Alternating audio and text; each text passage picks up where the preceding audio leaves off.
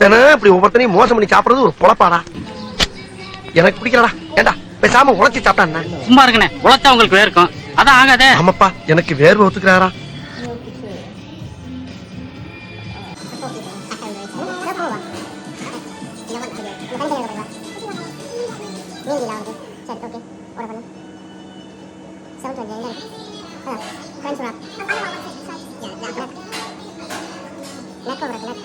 Let's